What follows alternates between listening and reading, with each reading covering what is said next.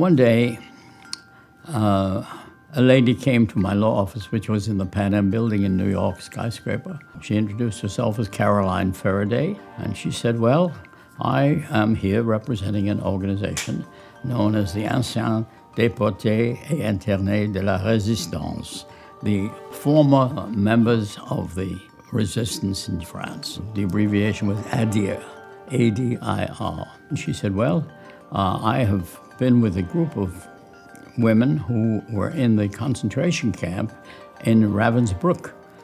You managed to negotiate with the Germans about paying compensation to all of the victims of Nazi persecution. They were clearly victims of persecution because they were subjected to all kinds of horrible medical experiments, but they were excluded.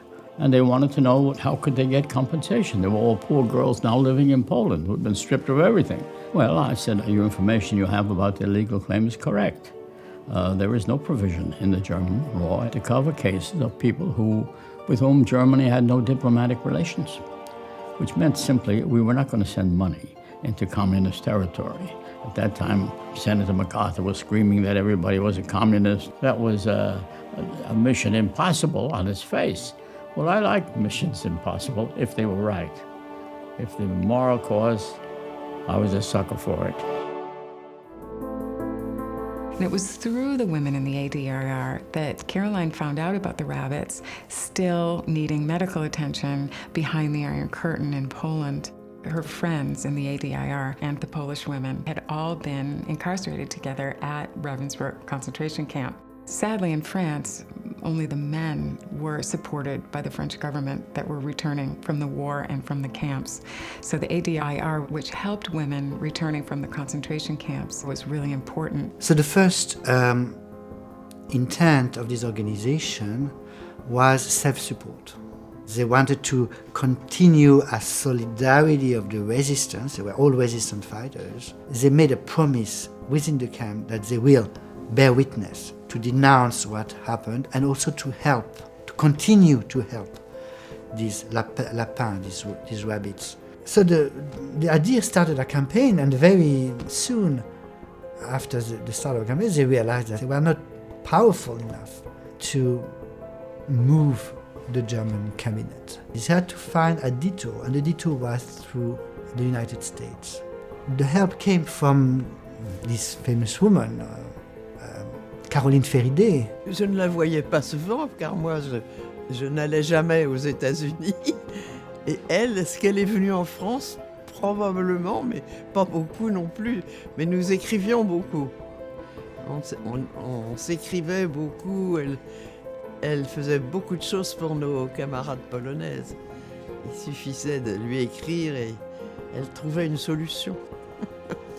So she recruited in New York some lobbyists, and there were a handful of lawyers, American lawyers, who had been active in post-war Germany in the American trials. They were the people who officially represented the United States in Nuremberg trial. It was obvious that the German cabinet didn't feel obliged or to do anything for the ladies in Poland. It seemed necessary to apply some additional pressures. She went to Norman Cousins, then the editor of the Saturday Review, and told him the story, which he didn't believe at first. He and his editors, they said this couldn't be possible. She returned the next day with photographs, and they believed it after that. She said, I'd like you to write about it, and he did. And America rallied around the women incredibly. The journal raised money to pay for our first trip to Poland. Caroline Ferriday, of course, went to Poland too, and they met the Lapins, the Polish survivors. And they encountered them. So it was not only seeing them as victims. You see that really they were interested in their fate, in their life story. That they were not just like a group, they were individuals whose story needed to be told to the American public. The outpouring of support was incredible. People offering their homes, doctors offering their services, dentists, tuberculosis clinics. And Caroline went to Pan Am, and she was very convincing. The plane was donated by Pan Am for this purpose, no charge. Filled them up with women who'd been victims of medical experiments, bring them to New York, have them greeted on the steps of St. Patrick's Cathedral, because these were all Catholic women, have them welcomed by Cardinal Spellman, and we prepared some remarks that he might want to make on that occasion. And that made, of course, big headlines in the New York press and elsewhere. Places like Lane Bryant designed a whole clothing line for the Ravensbrück rabbits, and Converse shoes, special shoes for them. And we had a program of taking them on a tour all across the United States, in different cities. We then arranged for them to go to Washington and talk to the senators who had Polish constituents. And we arranged some remarks for them to help them pass on the message, which they were very happy to do. And they all met up in California. Once they all had the medical treatment in their respective cities. Some went to a tuberculosis clinic in Denver, others were operated on in Boston. Then they took a Greyhound bus back across the United States. They stopped in Texas and Las Vegas. They also went to Yosemite, beautiful pictures at Yosemite. And every time I would go to the German ambassador and I'd say, "Have you had enough?" Finally, he said, "Ben, I want you to see the copy of the cable I'm sending." The gist of which was, this is not a legal matter, this is not a financial matter, it's a political matter. And I'm telling you, get these women out of here. They're ruining the reputation of Germany in ways which we'll never recover from. Words to that effect.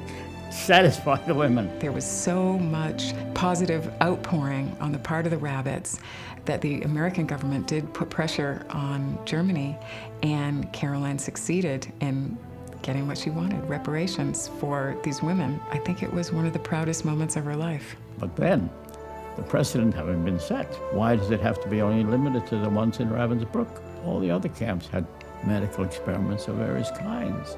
Caroline Ferriday made it possible to create the precedents on which we could have a stronger argument to persuade the help to be given to others. So anybody who was a victim of Nazi medical experiments in any of the camps or anywhere can thank Caroline Ferriday for having initiated this long overdue moral and legal obligation. I zostały mi tylko po niej fotografie. Zresztą, mój Boże, ja stara, ona już dawno zestarzała się, już jej nie ma dawno. Ale tak przyjaźniłyśmy się, trochę się przyjaźniłyśmy. Bardzo wartościowy człowiek, narwany troszeczkę, jak każdy wartościowy człowiek, który w ciągu jednej minuty chciałby przebudować cały świat od nowa.